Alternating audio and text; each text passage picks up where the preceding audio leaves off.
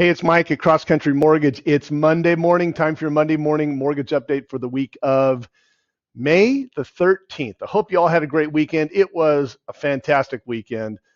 Packed weekend, great weather.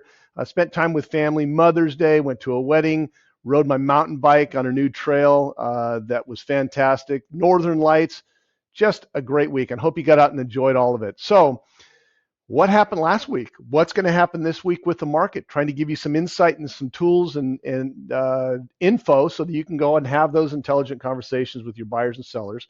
Last week, flat. Let's look at the charts so you can see kind of what's been happening with mortgage rates. This is a representation of the trading of mortgage-backed securities in the bond market. We know that's where mortgage rates are determined.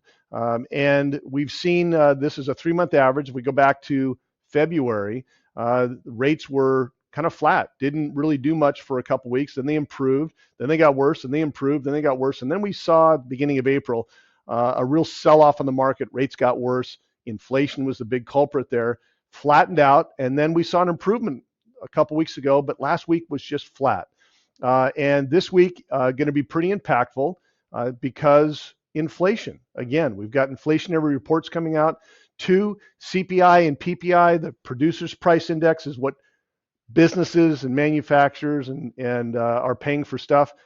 CPI is a consumer's price index, what you and I pay for stuff. So the PPI isn't going to have as much of an impact this week because when businesses pay more for stuff, they don't immediately pass on that cost to the consumer. Eventually they do, but they kind of sit on it typically a little bit. On the consumer side, that's telling us exactly right now